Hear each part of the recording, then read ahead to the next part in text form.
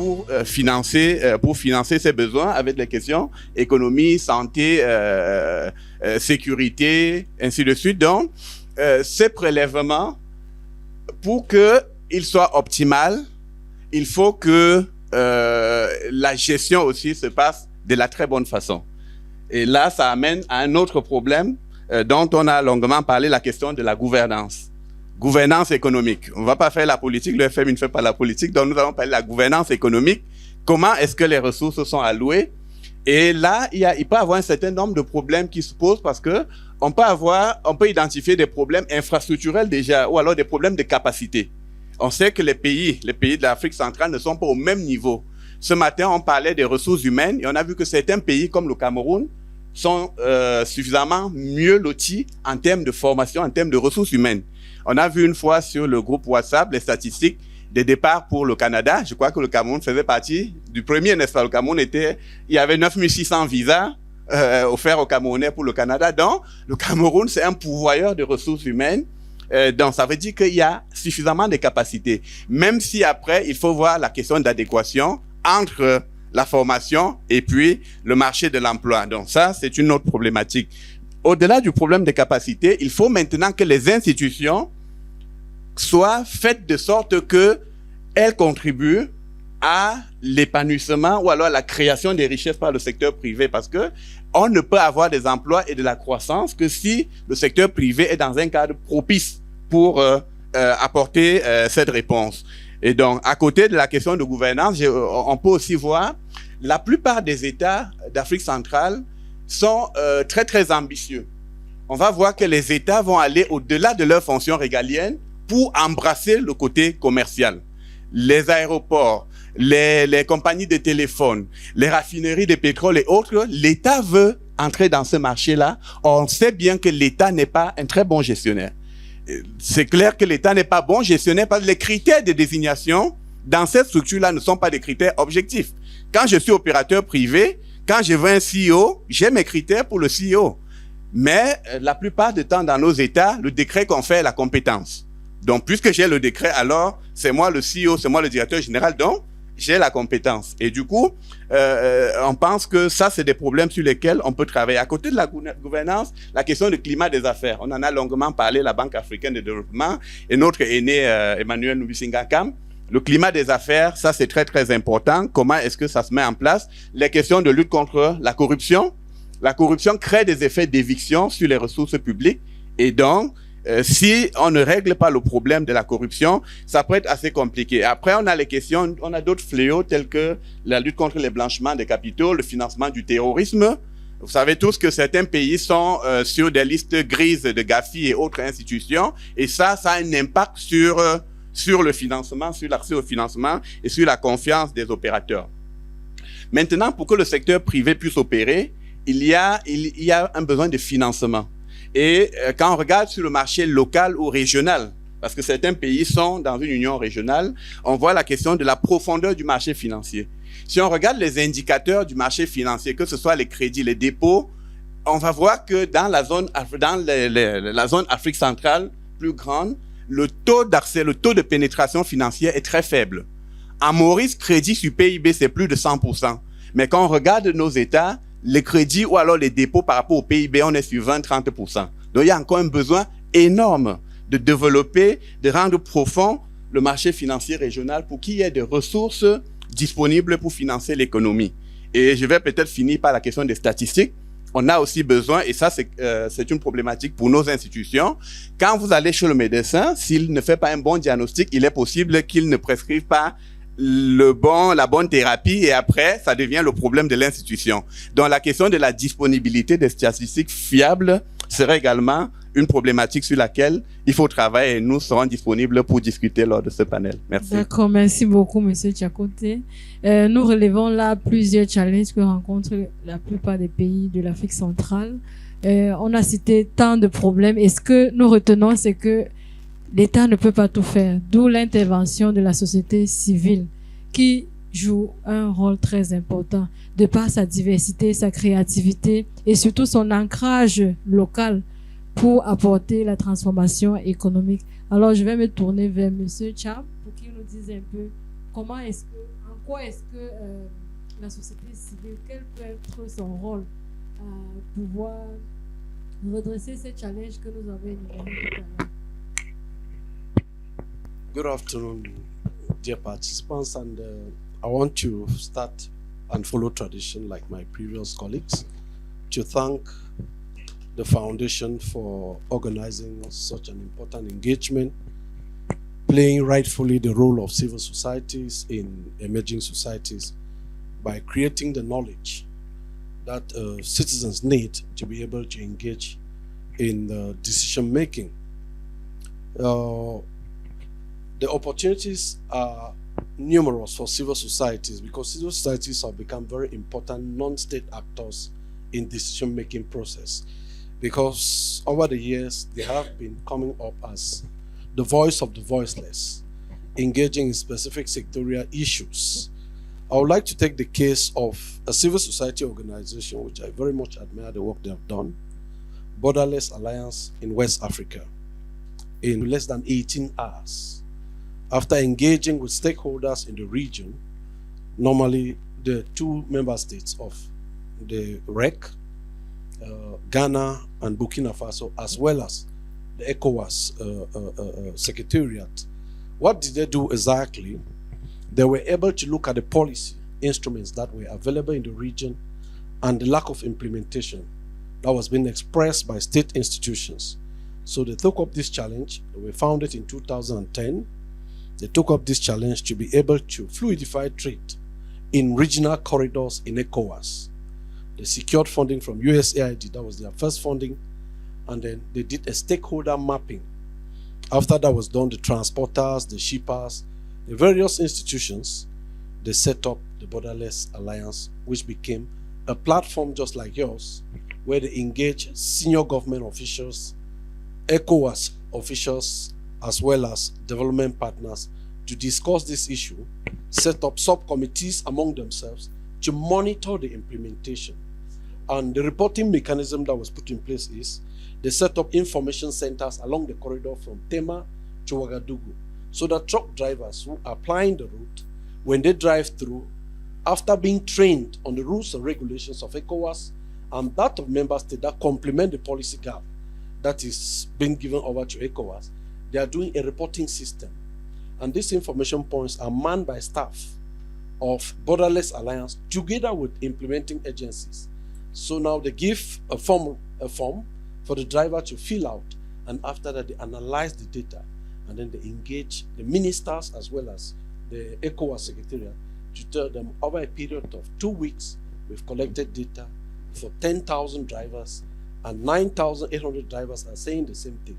Therefore, the custom administration is not doing its job. This is what the law says, and this is what you have to do.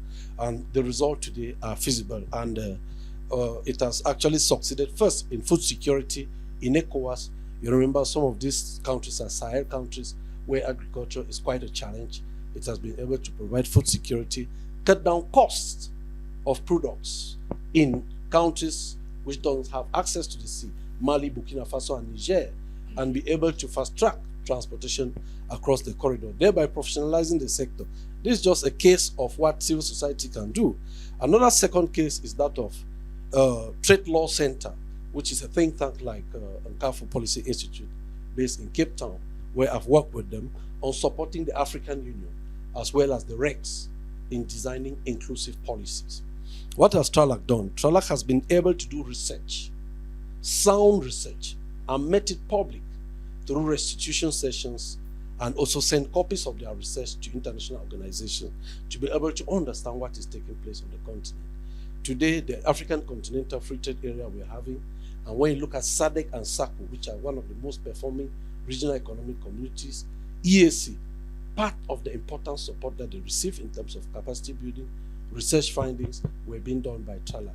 So in this way, TRALAC has been able to create a space, and today carrying continental issues to discuss them at the level of the World Trade Organization, IMF, World Bank, the last UN meeting that held last November to discuss sustainable development issues.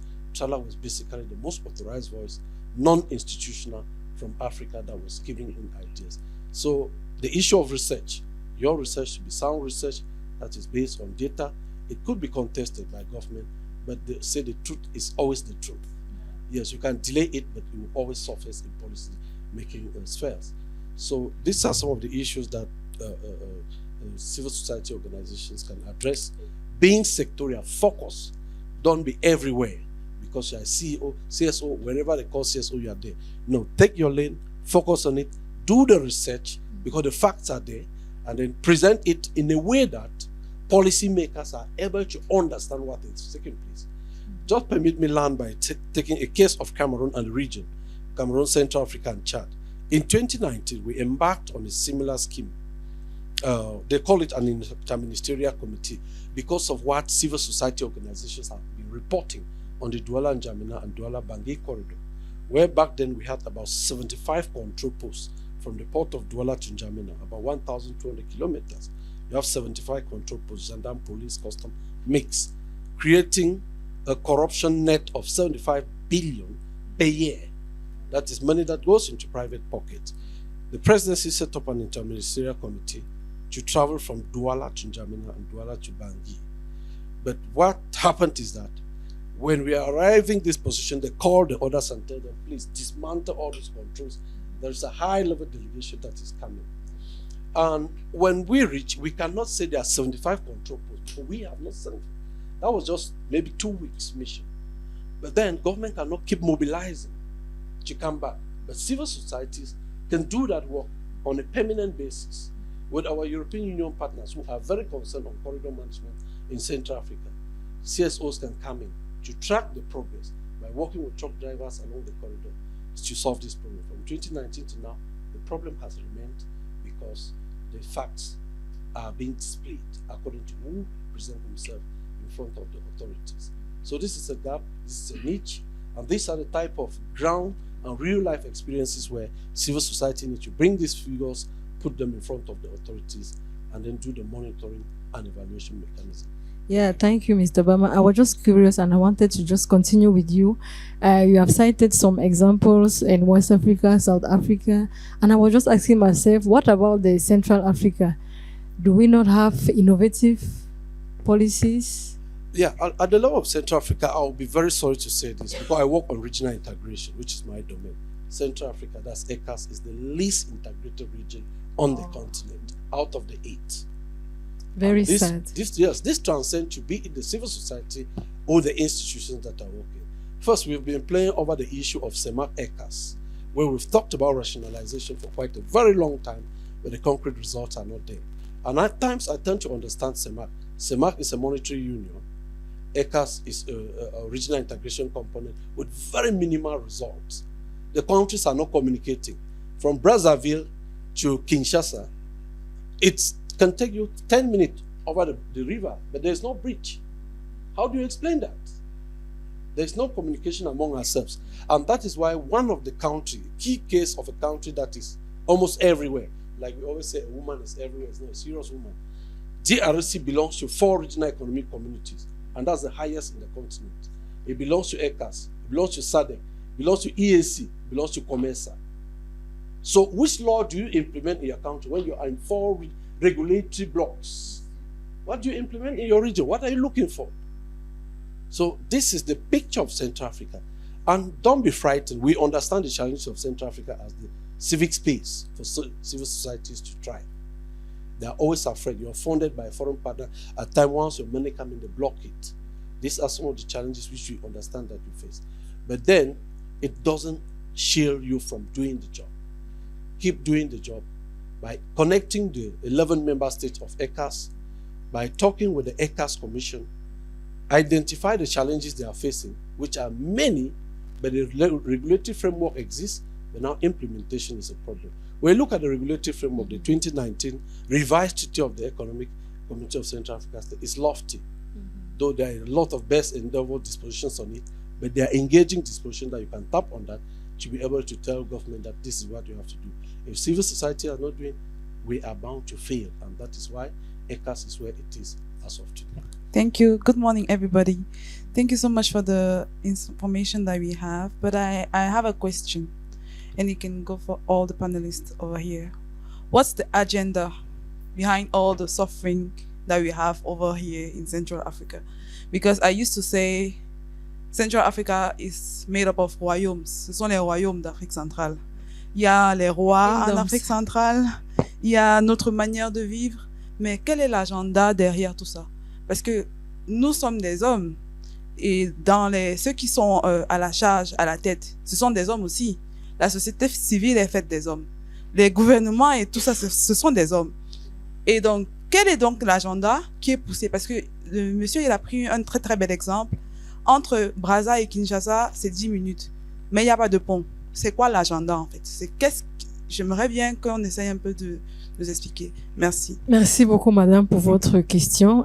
Nos panélistes reviendront dans leurs différentes interventions. Ok, et déjà merci aux différents présentateurs. Ma question s'adresse à monsieur Wolf. Oui, je suis Dim Adjim Ganakarium, Emerging Leader 2025. Oui, ma question s'adresse principalement à monsieur Wolf. Durant nos différents ateliers, nous avons échangé surtout avec le docteur Denis et le professeur Pondi sur ce qu'on dit ici, je dis la Nouvelle Afrique.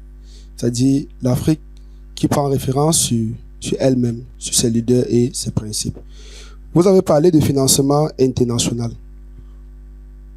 pour financer votre think tank. Je souhaite savoir aujourd'hui, nous sommes à la recherche de l'autonomisation de l'Afrique. Ces financements internationaux, ça vient d'où? Des pays occidentaux ou de la sous-région africaine? Si c'est la sous-région africaine, déjà mes félicitations. Mais si ça vient de l'Occident, nous devons repenser. Parce que si nous voulons aujourd'hui débattre des problèmes que, sans vouloir accuser, dont l'Occident et nos dirigeants d'aujourd'hui sont la cause, et nous devons encore repartir vers les mêmes personnes pour chercher encore les financements, pour venir poser nos mêmes problèmes. Ça veut dire on ne trouve pas toujours la solution à nos problèmes. Donc c'était un peu ça, mon intervention de ce jour, et merci. Ok, d'accord, merci monsieur. Nous allons prendre 2 doigts et puis nous allons nous arrêter là. Merci de nous passer la parole. J'ai beaucoup aimé l'intervention de monsieur Tchakouté qui dénonçait pas mal de choses. Et le cas pratique, il faut pas qu'on se mente, le cas pratique, c'est notre État, le Cameroun surtout. Il a dit l'État ne peut pas tout faire. Une chose est sûre, c'est que l'État ne peut pas tout faire, mais quand on fait le bilan, comment en sommes-nous arrivés là? La faute est à qui?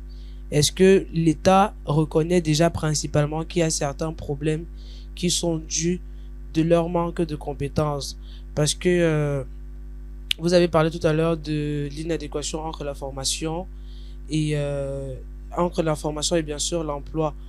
On se rend compte aussi que dans certaines structures, les gens ne sont pas à leur poste parce qu'il y a le mérite, comme il a dit. C'est plus par affinité ou par relationnel. On a fermé les yeux sur la méritocratie. Donc aujourd'hui, venir chercher des solutions près des organisations de la société civile et des think tanks, c'est bien. Mais est-ce que l'État peut d'abord avouer ses faiblesses et tout et dire que oui, je reconnais devant Dieu et les hommes que c'est moi le problème dans ces circonstances? Parce que là, on parle du fait qu'il a commencé, il manque des infrastructures, on n'a pas les routes, on n'a pas l'électricité, on n'a pas le courant, on n'a pas ceci. Mais excusez-nous, en début d'année, vous partez pas vous bien sûr. L'État se réunit bien sûr pour planifier les budgets de l'eau et de l'énergie, de je ne sais trop quoi. On entend des budgets qui sont alloués, mais le bilan est fait. Il n'y a aucune route gourona à Yaoundé. Actuellement, il y a des quartiers qui font 7 ans sans eau. Est-ce que l'État peut dire, oui, je reconnais, nous avons fauté, nous avons effectivement besoin de vos crêtes? Merci beaucoup. Je suis le docteur Ngasse Eli, chargé de recherche à l'IRAD. Donc, moi, je vais aller droit au but. Je vais m'adresser directement à monsieur Tchakouté, qui est le représentant du FMI. Vous avez relevé l'inefficacité de l'État dans la gestion des entreprises. Et vous-même, vous avez dit que l'État confère par sa signature les compétences à leurs dirigeants. Vous, l'État vient vers vous tout le temps pour prendre des crédits au FMI. Pourquoi vous ne pouvez pas leur imposer la manière de recruter dans ces structures-là pour que ces structures-là génèrent effectivement des fonds et entrent dans le développement du pays? Ça, c'est ma première question. La deuxième question, c'est une proposition. Enfin, c'est pas une question, c'est une proposition que je vais faire à notre frère du Congo, Monsieur Wolf, le riche. Vous avez relevé le fait qu'il y avait manque d'enseignants, de chercheurs et tout ça là au Congo. Mais vous avez un marché ici au Cameroun. On est versé, mais venez sur le territoire camerounais et vous allez trouver tout ce que vous voulez. On est sous-exploité, sous-estimé dans notre pays même. Venez et proposez, nous on va venir là-bas. Il n'y a pas de problème. Merci beaucoup pour les questions posées. Ça montre vraiment en tout cas l'engouement des participants à cette session.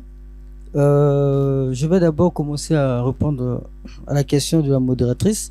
Bon, les solutions innovantes ou encore quelque chose d'innovant que le CIRAP a déjà fait, ça serait un peu difficile de le dire, mais je crois que le CIRAP est de plus en plus impliqué dans les affaires publiques.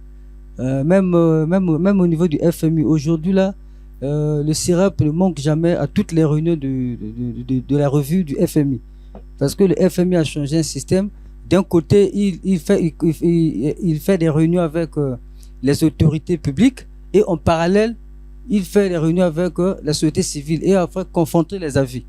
Et souvent, c'est nous qui donnons la vérité, qui donnons toute la situation réelle du pays. Et lorsqu'on compare nos analyses avec celles faites par les autorités publiques, on voit que il y a un peu de camouflage au niveau des pouvoirs publics et ça permet d'éclairer la situation. Donc, le CIRAP est de plus en plus impliqué. Nous avons maintenant une démarche où nous menons des recherches.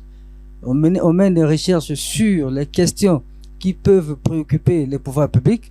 Une fois que nous avons mené des recherches, on présente les résultats auprès des décideurs, mais avec des formats bien spécifiques, des formats actionnables, des notes de politique, ou encore nous tenons des réunions de validation ou de dissémination des résultats de la recherche. Ensuite, nous élaborons des recommandations et enfin nous faisons le suivi de ces recommandations-là. Et déjà, je peux dire que nous avons déjà eu un impact au niveau de l'entrepreneuriat parce que nous avons mené des recherches sur l'entrepreneuriat juvénile. Et on avait constaté que les jeunes avaient du mal à entreprendre parce que ils n'avaient pas un bon statut, il n'y avait pas les mesures d'accompagnement. Lorsque nous avons formulé cela au gouvernement, je crois une année plus tard, le gouvernement a donné le statut de jeune entrepreneur. Voilà. Donc aujourd'hui au Congo, le statut de jeune entrepreneur existe à cause des recherches effectuées par le CIRAP. Donc c'est déjà quelque chose qui est important. Donc l'essentiel pour les think tanks, ce n'est pas de forcer, mais de collaborer. Donc il faut vraiment collaborer avec les autorités. Je crois que ça va donner les bons résultats. Bon, je vais profiter pour répondre à la question liée au financement. Le leader 2025, voilà, parle de la nouvelle Afrique en disant qu'on veut maintenant que l'Afrique s'autofinance. Bon, je pourrais dire que malheureusement au CIRAP, nous n'avons aucun financement provenant de l'Afrique. Voilà, donc je crois que vous serez peut-être dessus, mais c'est la réalité. Donc, même ce matin, lorsque j'ai vu l'application de Carrefour, ce qui m'a intéressé, c'est le sponsor. Lorsque je suis rentré là, j'ai vu aussi que c'est le GIZ qui est l'Allemagne, c'est le CRD qui est le Canada. Donc, je n'ai pas vu aucune institution africaine financer ce genre d'initiative. Pourtant, c'est un forum de l'Afrique centrale. Mais est-ce qu'en Afrique centrale, on n'a pas des fondations susceptibles de financer un tel événement? C'est-à-dire, aujourd'hui, si le GIZ retire son financement, le CRDI retire son financement, cette activité ne se réalisera plus. Vous voyez dans quelle mesure que l'Occident est toujours là, même si voilà, nous voulons être indépendantes, mais l'indépendante financière, je ne pense pas. Oui, donc c'est ce que j'allais répondre. Bon, puis je vais profiter pour la première question. Est-ce qu'il y a un agenda au niveau de l'Afrique centrale? Je pourrais dire tout ce que nous avions évoqué ici, les faiblesses, les défis, c'est juste la volonté politique qui manque aux dirigeants des États de l'Afrique centrale. Si on compare l'engagement politique entre les dirigeants de l'Afrique de l'Ouest et ceux de l'Afrique centrale, vraiment il y a un gap. C'est la volonté politique. Si je prends le cas de Congo-Brazzaville, lorsque vous prenez le canot rapide, à 7 à 6 minutes, vous êtes à Kinshasa. Mais moi, lorsque je vais à Kinshasa, moi je préfère aller à Addis Abeba dormir et le lendemain aller à Kinshasa. Pourquoi? Je préfère me prendre l'avion parce que la traversée là, c'est vraiment très difficile. Donc on dit il y a des tracasseries, le sac, il y a la corruption, il faut donner ceci, vous présentez le carnet de vaccination. C'est pas ça, vous devez donner. Donc il y a des tracasseries, tellement qu'il y a des tracasseries, je dis, moi je préfère rentrer dans l'avion, aller dormir à Addis Abeba et le lendemain aller à Kinshasa que de traverser en 10 minutes. C'est comme si tu as fait une semaine parce qu'il y a trop de tracasseries. Voilà. Merci beaucoup, Monsieur Akiana, merci pour cette intervention. Nous allons aller rapidement parce que le temps n'est plus de notre côté. Et nous allons écouter cette fois-ci Monsieur Tchakoté, qui, en plus des questions qui lui ont été posées, qui va aller rapidement d'ailleurs, parce qu'on n'a plus assez de temps, proposer et dire quelles sont les stratégies, puisque vous avez vous-même confirmé que l'État est à ses limites. Maintenant, si la société civile doit s'engager, quelles sont les stratégies que vous pouvez proposer? Ok, merci. Peut-être je vais commencer par dire un peu quel est le rôle du FMI, puisque notre rôle aussi c'est d'échanger, c'est de partager sur ce que le FMI fait. Le FMI a 3 missions principales avec les États. La première, c'est le Conseil de politique économique. Vous avez certainement entendu souvent parler des missions article 4. C'est que l'article 4 des statuts du FMI l'oblige à aller dans les 191 pays membres au moins une fois par an pour discuter avec tous les acteurs économiques de comment l'économie du pays est gérée. Pour les pays sous programme, puisque les pays sous programme viennent, il y a des missions tous les 6 mois, cette mission se fait tous les 2 ans. Donc, ça, c'est ce qu'on appelle l'article 4. Et lors de ces missions, effectivement, pour ce qui est du Cameroun, les missions commencent à Douala, échange avec le secteur privé, les créateurs de richesses, les banques et autres. Et après, elles se déportent généralement sur Yaoundé, discutent avec les autorités. Mais toutes les missions qui arrivent au Cameroun rencontrent la société civile. Je crois que nous disions déjà à Dr Forestia que nous prendrons soin de vous mettre dans la liste de présence. Et s'il y a d'autres personnes qui s'intéressent au côté économique, peut-être à travers vous, nous pouvons enrichir la base de données pour que l'équipe de mission qui arrive puisse rencontrer le maximum de personnes qui peuvent apporter des informations pour qu'effectivement, au moment d'aller discuter avec les autorités, qu'on ait suivi le secteur privé, la société civile. On rencontre également les partenaires techniques et financiers, c'est-à-dire les ambassadeurs et toutes les missions diplomatiques pour avoir tous les sons de cloche possibles et dont la société civile est une partie prenante. Là, c'était après le Conseil de politique économique ou ce qu'on appelle la surveillance, il y a l'assistance financière. Assistance financière, c'est que le FMI, quelqu'un avait dit, c'est un djangui. C'est une tontine. Donc, en fait, quand vous êtes membre de la tontine, quand vous êtes dans les difficultés, le FMI a l'obligation de vous soutenir financièrement. Parce qu'on a souvent entendu dire pourquoi est-ce que le FMI donne l'argent aux autorités. Il arrive souvent des situations où, si vous ne donnez pas aux autorités, le pays s'arrête. Et puis, ça pourrait apporter plus de problèmes, ainsi de suite. Évidemment, l'assistance financière est accompagnée de conditionnalités. Et je reviendrai tout à l'heure pour tisser la société civile sur votre critique par rapport aux conditionnalités. On a souvent entendu parler d'ingérence. La même société civile veut que les institutions financières internationales amènent les États ou bien valident les DG qui vont être nommés. Mais la même société civile dit attention, nos États sont souverains, pourquoi vous voulez vous ingérer? Ça, c'est ce qui arrive généralement. Donc, il faut bien que dans les échanges, je crois que ce sera une thématique à prendre. Quel est le rôle ou alors comment la société civile prend les relations entre les États et les partenaires, notamment les partenaires extérieurs, qu'ils soient bilatéraux ou internationaux. Quelles sont les limites? Comment est-ce qu'on pourrait faire sans aller dans la zone de ce qu'on appelle l'ingérence? Parce que pour nous, nous savons que les États sont souverains. Tout ce qu'on peut dire, vous avez suivi il y a une dizaine d'années, le débat sur le yuan chinois par rapport au dollar. Tout ce qu'on peut dire, c'est que le yuan chinois, il est dévalué par rapport au dollar. Mais on ne peut pas demander, on ne peut pas pousser loin. Et donc, il faut donner ce genre de conseils juste pour qu'il y ait une prise de conscience. Mais en même temps, il y a des limites de là jusqu'où on peut aller. La troisième chose, c'est l'assistance technique qui concerne le renforcement des capacités. Et sur ce plan-là également, je voulais déjà dire que tous les rapports sont postés. Donc, si vous allez sur le site du FMI, amf.org, vous avez country et toutes les informations sur les 191 pays sont postées. Vous pouvez même vous inscrire pour que chaque fois qu'il y a une information sur un pays de votre choix, que vous receviez un mail. Ça, c'est aussi une façon d'informer sur ce qu'on fait. Et donc, l'assistance technique, il y a des cours également. Et cette assistance technique, c'est dans le cadre des renforcements des capacités sur la gestion des finances publiques, les statistiques, les arriérés, la monnaie, ainsi de suite.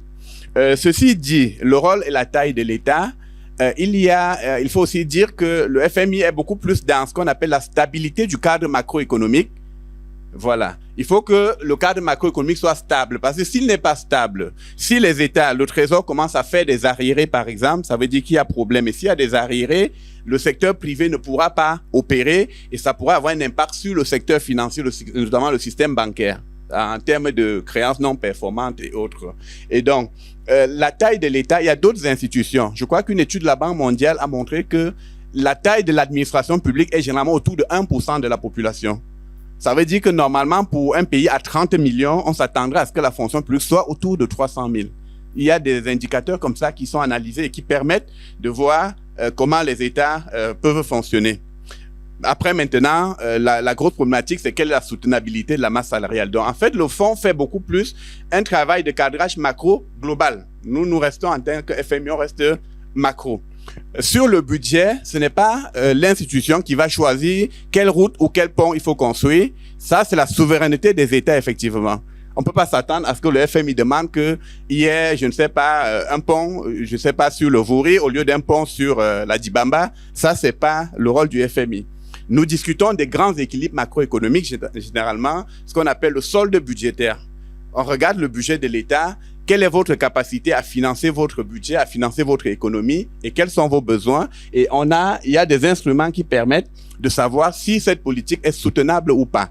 On regarde généralement, on se projette dans les 20 prochaines années et le conseil que nous apportons, c'est de rester soutenable. Les questions de méritocratie et autres, ou alors de l'inefficacité des entreprises publiques, ça entre dans ce qu'on appelle la gouvernance. Les États, par exemple, on a un certain nombre d'instruments. Généralement, comment est-ce qu'on procède? Quand il y a des difficultés, on propose souvent des missions d'assistance technique. Le rôle de mission d'assistance technique, c'est d'identifier les problèmes. Sur un pays comme le Cameroun, sur lequel je travaille, on a fait une assistance technique sur la gestion des entreprises publiques. Là, ça conduit à un certain nombre de recommandations. On a fait une mission d'assistance technique sur la gouvernance économique. C'est posté sur le site web du FMI en décembre 2023 pour le Cameroun. Vous verrez un certain nombre de recommandations, comme l'article 66. Une des recommandations, c'est d'appliquer l'article 66 que vous, la société civile, vous demandez. Et ça, c'est à la base des rencontres avec la société civile, avec les juristes et autres qui disent, voilà, on a une constitution peut-être qui n'est pas encore suffisamment mise en œuvre. Donc, les missions d'assistance technique permettent d'identifier les problématiques et généralement, comme il faut faire de l'assistance technique sur un nombre de secteurs très, très variés, en même temps aussi, on a une critique qui disait que le FMI avait beaucoup de conditionnalités. Et dans les programmes, maintenant, on essaie juste d'aller sur les conditionnalités clés. Ça veut dire que pour une revue d'un programme, on peut dire on va rester sur 5 éléments. On va dire peut-être mobilisation des recettes, climat des affaires, on prend une gestion des entreprises publiques, une gestion des investissements, ainsi de suite. Et donc, la société civile a critiqué dans les années 2010 en disant, vous chargez les États et si vous chargez le bateau, il va couler. Et donc, le FMI a écouté, a dit, attention, nous n'allons plus trop charger. Donc, il y a vraiment ce débat-là. Si vous avez l'occasion de rencontrer le représentant, puisqu'il vous a promis qu'il ferait des rencontres régulières avec vous, vous pourrez revenir pour que cela puisse alimenter le débat. Donc, voilà globalement ce que je voulais dire.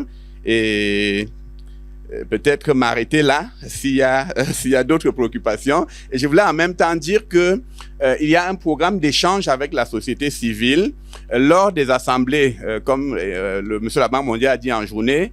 En avril et octobre, il y a généralement des grosses réunions où près de 500 à 600 OSC participent. Alors, on s'est rendu compte que les organisations sociales qui participent sont beaucoup plus celles des Occidentaux. Alors, il y a un programme pour financer la participation de la société civile des pays en développement. Généralement, c'est une quarantaine qui sont ciblés. On cible les pays et il peut arriver que notre bureau soit appelé à proposer des personnes pour y aller. On a déjà fait des propositions, malheureusement, il arrive souvent que des problèmes de visa se posent et autres. Bon, là, ce n'est pas de notre ressort, mais nous restons disponibles pour que, quand il y a des demandes, quand il y a besoin que la société civile se rende à Washington pour échanger, que nous puissions apporter ou alors proposer des personnes qui sont les mieux outillées pour apporter la critique qui pourrait permettre d'améliorer le travail de nos institutions. Merci. Monsieur Tchakoté, merci déjà aussi pour l'invitation et les portes ouvertes du FMI. Nous allons, avant d'arriver au dernier tour du public, nous allons aller très vite avec Monsieur Cham. You have pointed some challenges regarding CSOs in Central Africa. And on your position, what can you provide as recommendation for CSOs to play their role in this region? Yeah, thank you, Madam Facilitator. Maybe before going into the quick proposals that I have, which are 3 in number, I want to add a contribution on the funding mechanisms of CSO, which one of our participants made observations on. Il faut dire que le problème du financement des organisations de société civile ne se pose pas, mais c'est l'usage de fonds. Que ce soit les pays, que ce soit les organisations de société civile, reçoivent des financements un peu partout dans le monde. Je vais prendre le cas du Rwanda. Environ 20% du budget du Rwanda, à un moment donné, était essentiellement les dons. Mais l'usage de ce fonds aujourd'hui, vous voyez les résultats. Donc, le problème, même l'Union africaine est financée par l'Union européenne. Si vous ne savez pas. Au niveau de la CEMAC et la CAC, il y a un code-part qu'on prélève dans les droits de douane, qu'on appelle taxe sur l'intégration régionale. Ça ne suffit pas, c'est une innovation qui est faite lorsqu'on a créé l'Union africaine. On a quitté l'UA pour l'Union africaine. Mais c'est l'usage qu'on fait de ce fonds. On peut donner un financement à 10 personnes, mais devons vous montrer des résultats qui encouragent d'autres financements. Je prends le cas de Tralac, où je suis, ça fait près de 8 ans. Tralac qui est un think tank en Afrique du Sud. Au début, il y avait uniquement un financement de GIZ, mais aujourd'hui, ils ont peut-être 6 partenaires qui financent. Des gros financements en termes de millions d'euros, parce que le travail qui est fait est visible. Le travail de recherche, c'est l'un des sites web qui a l'information le plus crédible en matière d'intégration régionale en Afrique. Que ce soit l'Union africaine, que ce soit l'OMC, ils citent abondamment, même FMI. Ils ont fait une publication pour soutenir les recherches dans le cadre de l'intégration. Environ sur 10 citations, 7 sortaient de Tralac. C'est une crédibilité du travail fait. Donc, financement, c'est pas trop le problème, mais l'usage du financement, c'est ça le problème. Bon, madame, en matière de recommandations, nous sommes dans un digital et il faut être très agressif. Je ne sais pas si à votre niveau, vous avez déjà un newsletter que vous publiez par mois dans les domaines thématiques, soit les informations, soit les recherches que vous avez faites. En ce moment où on parle, il y a quelques jours, le gouvernement a publié un document qui annonce l'orientation budgétaire pour l'année 2026. Est-ce que votre think tank a procuré le document pour essayer d'analyser et regarder le budget 2025, les manquements? Le professeur Pondigo, quelqu'un d'autre disait que le démarrage, le FMI, je pense que c'était la BAD qui disait, le démarrage tardif des projets au Cameroun. On observe à Yaoundé maintenant, le jour comme la nuit, il y a maintenant les chantiers qui sont en cours. Mais c'est le budget qui a commencé en janvier. Nous sommes en août. Pourquoi démarrer ce projet en août? Vous devez prendre ce document d'orientation budgétaire que le chef d'État a signé, regarder, analyser pour cette année. Maintenant, apportez vos contributions, que ce soit auprès des parlementaires, qui est un passage obligatoire de la loi des finances, ou bien auprès même des acteurs clés sectoriels que vous avez identifiés pour dire, écoutez, en 2025, ça n'a pas tellement marché, voilà ce que vous avez prévu, nous constatons que ça ne donne pas. Qu'est-ce qu'il y a? Le MINDU. Je ne fais pas de critique de MINDU ici, mais tout le monde en parle sur les réseaux sociaux. Les villes sont devenues autre chose. Pourquoi ça ne marche pas? C'est des domaines dans lesquels vous devez vous intéresser, mener des contributions scientifiques pour aider le gouvernement à réaliser ses propres objectifs. Ça, c'est un travail d'advocacy qui est reconnu par la loi, même par la Constitution. C'est vos contributions à la construction de la nation. Et en dernier lieu, je dirais que votre travail de recherche ne doit pas dépendre exclusivement des employés de Carrefour Policy Institute. Vous pouvez faire des consultants si vous prenez des chercheurs dans le domaine où vous n'avez pas d'expertise en interne.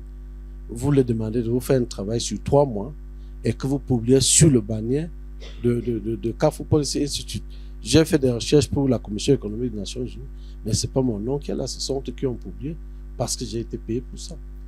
Voilà, je vous remercie. Bonjour à tous et merci pour toutes ces informations. Ce que j'ai pu comprendre de cette thématique, c'est le rôle de la société civile en Afrique centrale dans la croissance économique et politique par l'innovation. Et lorsque moi j'entends innovation, je vois la jeunesse à travers son potentiel. Mais là, on se rend compte que les jeunes sont plutôt utilisés comme des stratégies politiques, disons des pantins, ou alors pour être plus poli, des observateurs, des tentatives d'action réelle de l'État au regard de l'efficacité justement des résultats. J'aimerais donc savoir, en tant que jeune déjà et participante à ce forum comme de nombreux jeunes ici, comment nous, en tant que jeunes, on peut faire pour booster la volonté politique de l'État pour un réel impact. En d'autres termes, comment après cet événement, c'est-à-dire au sortir de ce think tank dès samedi, nous les jeunes ici présents qui avons eu l'opportunité d'avoir toutes ces connaissances, on peut aider l'État, on peut vous aider. S'il vous plaît, je vous remercie. Merci beaucoup. Mes panélistes ont certainement pris ces questions en considération. Comment implémenter toutes les recommandations qui sont dites? Je vais quand même essayer de répondre à sa question en disant que la jeunesse nous-mêmes, on ne s'aide pas. Parce qu'à certains moments, certains ne se sentent pas concernés par ce qui se passe autour d'eux. Ils disent, ah, les choses sont déjà là. Mais aussi, quand on a des think tanks ou des organisations de la société civile qui veulent bien nous accompagner, nous, il y a quelqu'un qui vient de dire, oui, on considère qu'on n'est pas responsable de cela. Alors que ne pas participer à ce genre de discussion ou ne pas donner son mot, c'est participer d'une quelconque manière. Parce que moi, je continue de dire, le fait de rester muet, ça veut dire que tu es d'accord avec ce qui se passe autour de toi. Et plus tard, il ne faudra pas venir se plaindre que les choses n'évoluent pas si, d'une quelconque façon, tu n'étais pas manifesté. Oui, ce qu'elle dit est légitime, mais avant toute chose, nos jeunes, il est important que nous commencions déjà par nous éveiller nous-mêmes et à éveiller ceux qui nous entourent en disant que le changement ne se fera pas uniquement par moi seul, ça se fera aussi par toi, par moi, par tous ceux qui sont autour de nous. Merci. Une minute, merci beaucoup. Bon, moi, je pourrais peut-être m'adresser à la jeunesse, hein, la jeunesse de l'Afrique centrale, de ne pas se plier les mains, de ne pas être derrière les politiciens, parce que ce qui se passe au Congo, lorsque rien ne marche, on critique le président. Donc, dès que les élections présidentielles vont arriver maintenant, là, dès qu'ils auront des t-shirts là, ils vont commencer dans toute la rue dire toi qui pour faire quitter Sassou au pouvoir. Donc, ils vont oublier tout ça là, alors qu'ils ont déjà 2 ans sans bourse. Il n'y a pas d'opportunité d'emploi, il n'y a rien. Donc, la jeunesse africaine, prenez conscience, travaillez et puis intégrer les groupes de réflexion. Intégrer les groupes de réflexion pour faire des débats scientifiques et aussi et chercher une place dans le plaidoyer. Chercher aussi une place dans le plaidoyer. Au lieu seulement d'être là dans les manifestations sportives, d'être là dans les actions politiques, je crois que si la jeunesse peut prendre conscience de cela, je crois que ça sera déjà un point de départ. Ce que je pourrais dire. Merci. Ok, merci. Je crois que les questions sont pertinentes. Sur la policy major, je crois qu'il est important parce que il y a tellement d'associations, d'ONG et autres. Il est important de créer des réseaux, des plateformes et autres. Malheureusement, ce qu'on reproche au gouvernement, on voit la même chose. Si on dit aujourd'hui, mettons un groupe qui va travailler pour répondre à ce qu'on a fait, ça va commencer à se discuter. Et donc, il est important que nous puissions travailler dans le sens d'intégrer des groupes, de faire des plateformes et des synergies, parce que quand nous le ferons, nous pouvons facilement porter les voix. Et il y a eu beaucoup d'initiatives, notamment, vous avez parlé de l'Union européenne, dans le cadre du groupe des partenaires. Il y avait à un moment Planoscam, plateforme des organisations nationales de la société civile au Cameroun. C'est quelque chose qui existe. Il y avait, je dis, Dynamique citoyenne et autres qui travaillent sur des thématiques spécifiques.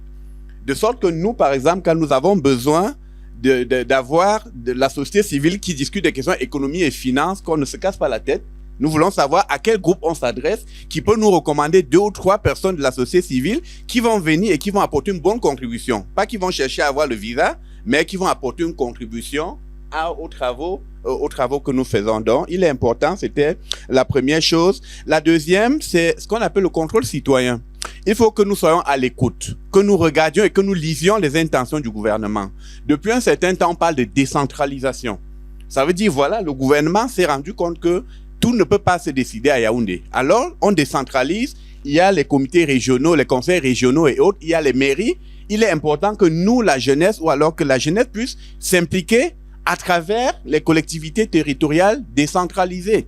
Il faudra bien que les maires comprennent aujourd'hui que si un certain nombre de choses ne sont pas délivrées, que monsieur le maire peut perdre son poste. Et la jeunesse, effectivement, peut faire un lobby pour travailler, pour mettre la pression sur ces dirigeants au niveau local. Le gouvernement avait aussi, dans le cadre des programmes, créé ce qu'on appelle les comités locaux de suivi du budget d'investissement public. Dans les comptes rendus, nous avons appris, par exemple, que dans le Nord, une entreprise avait gagné un marché et avait construit un pont. Le pont était fini en saison sèche. Le comité local a exigé qu'on laisse passer au moins 2 mois de pluie avant de payer. Pour ceux qui sont du Nord, vous savez, les maillots, vous passez le matin, c'est vide, mais dès qu'il pleut, vous ne pouvez plus traverser. Donc, voilà des actions que la société civile a pu mener. Il y a des choses qui se font. Il ne faudra pas qu'on fasse comme si tout est statique. Et donc, il est important, c'est pas toujours à Yaoundé qu'on va tout faire, qu'on puisse, dans toutes les 374 collectivités territoriales décentralisées, les mairies, communes et autres, que nous puissions y être pour apporter nos observations. Donc voilà vraiment 3 choses sur lesquelles je pense qu'il est important. À côté de cela, il y a le contrôle parlementaire. Il faut aussi que si les parlementaires se rendent compte que la population leur met la pression pour effectivement contrôler l'action du gouvernement, ça va marcher. Donc, il faut qu'on mène des petites actions qui pourront certainement porter. Il ne faudra pas se résigner, il ne faudra pas croiser les bras. Et les jeunes, la jeunesse, il faut sensibiliser, il faut former. Il faut former à l'utilisation, par exemple, des outils, des réseaux sociaux et autres. Si vous faites une enquête, je suis sûr que quelqu'un a fait une enquête, quel est le temps, si on répartit le temps que les jeunes mettent sur les réseaux sociaux, et on pose la question, qu'est-ce que vous faites? Comment vous utilisez votre temps? Il est presque évident que 90 à 95%, ça va être les statuts, ça va être un certain nombre de choses qui n'apportent pas forcément. Donc, la jeunesse peut travailler à sensibiliser et puis il faut former. Nous parlons de l'adéquation formation-emploi.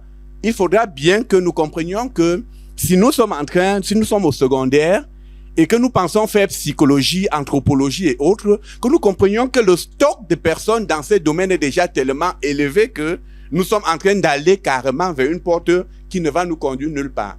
Et si nous commençons par le faire, il va y arriver que cette demande-là puisse éventuellement créer une offre vers les nouvelles filières. J'ai entendu parler ce matin de la certification. Aujourd'hui, on ne parle plus de diplôme.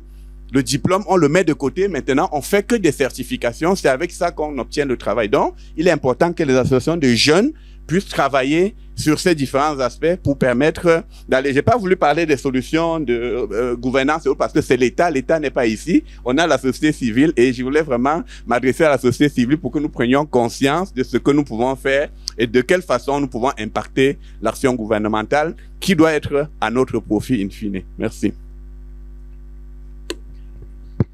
Merci. Pour mon mot de fin, je vais m'adresser sur la mise en œuvre des recommandations. Lorsque vous quittez chez vous, vous recevez une invitation pour venir prendre part à un événement comme Think Tank Forum for Central Africa. La première des choses, de vous poser les questions. Quel est mon apport à cet événement? La première des choses, vous devez vous informer de l'existence de cette structure, ses axes d'intervention et votre apport lors de ces 2 jours de travaux. Et ce que vous allez prendre comme package pour rentrer chez vous. La vie ne s'arrête pas durant les 2 jours, parce que l'année prochaine, on va encore se retrouver ici. L'an dernier, j'étais ici, je parlais des questions d'intégration régionale. C'est très important. Je voulais parler dans le langage politique pour dire, il faut te demander ce que tu as fait à l'État avant de demander ce que l'État t'a fait. Mais c'est très important de savoir que chaque contribution que nous faisons est un goutte d'eau dans la mer. Et c'est ça qui crée l'océan. En rentrant ici, les recommandations qui seront sorties d'ici seront mises en place maintenant dans le cadre institutionnel. Ce ne sera plus dans le cadre individuel. CAFO va se rapprocher de certains ministères, comme j'ai fait avec le MINMESA, pour essayer de voir ce que les PME font et comment est-ce qu'ils peuvent être sensibilisés sur, par exemple, la loi de finances ou bien sur la loi à l'incitation à l'investissement privé qui vient d'être signée par le gouvernement. Donc, entrer dans la mise en œuvre des recommandations et le suivi de l'action gouvernementale avec l'apport de la société civile. Vous pouvez vous inscrire à CAFO. Vous passez là-bas de temps en temps, faire vos recherches, apprendre le travail qu'ils font au niveau national, sous-régional et continental. J'étais dans un jury où on faisait les interviews pour l'admission définitive dans un concours. On a posé une question. Quel est le cadre de développement de l'Afrique? C'était concernant les relations internationales. L'un des étudiants ne connaissait rien de la marche de l'Union africaine. Quel est le cadre de développement continental de l'Afrique? L'agenda 2063, l'enfant ne connaissait pas. C'était la seule question qu'on a posée. Et l'enfant est sorti, sans réponse. C'est un peu ça le problème de la jeunesse. Monsieur Tchakonte parlait des réseaux sociaux. Nous utilisons les réseaux sociaux pour des débats stériles. Dès qu'on vous poste ici, Biscuit demain a acheté une voiture 4x4 de 100 millions. Elle aura 10 000 commentaires en moins de 2 heures. Mais je vous parle ici de l'orientation budgétaire du Cameroun publiée. Je vous parle que beaucoup de gens ici n'ont même pas vu. C'est sur le site du ministère des Finances et leur page Facebook. C'est ce qui a un impact direct sur votre quotidien. Vous devez lire le document. Parce que c'est tous les ministères qui vont suivre ce document pour faire le budget 2026. Et quand il n'y aura pas d'implémentation, on va dire, oh, le gouvernement n'a fait rien. Allez sur les réseaux sociaux, insulter le président sur son site. Il n'est même pas là sur Facebook. Vous voyez sa photo, il n'est pas là. Donc tout ce que vous parlez, non. Mais le document vous a été donné. Passez par CAFO Policy Institute, qui est une institution qui peut faire les recommandations au ministère des Finances. Vous déposez vos points de vue. Ça va arriver, le ministère des Finances va prendre en compte. Je prends le cas quand on faisait la stratégie SND 2030. Il y a beaucoup d'organisations qui ont été consultées dans la rédaction de ce document. Leurs noms sont mentionnés là. Chacun a apporté. Maintenant, la mise en œuvre, tout le monde se rabat. 5 ans après, on est en 2025. Ça finit en 2030. Qu'est-ce qu'on a fait? Personne ne fait le suivi. Au niveau national, il n'y a même pas un comité national qui cherche tous les 3 mois, comme ça se fait en Tanzanie ou au Rwanda, pour essayer de voir qui fait quoi, qu'est-ce qui ne marche pas, où est-ce qu'on peut corriger. Et c'est le travail de la jeunesse de faire ce suivi. Vous avez dit, vous voulez développer le Cameroun à l'horizon 2030. Nous avons lu dans le document, en ce qui nous concerne les jeunes, voilà ce que vous avez promis, mais nous ne voyons rien. Monsieur le ministre, qu'est-ce qui ne marche pas? Il va rentrer chez lui, il va rentrer le lendemain, la réunion à 6 heures avec ses collaborateurs. Il y aura une action parce qu'il sait que vous allez revenir pour poser des questions. Preuve en est qu'il y a des fois, les réseaux sociaux s'enflamment, le lendemain, les membres du gouvernement prennent l'action pour résoudre le problème. Donc, il y a aujourd'hui plusieurs mécanismes d'intervention dans le suivi et mise en œuvre de l'action gouvernementale. Les réseaux sociaux sont là, mais il faut faire bon usage.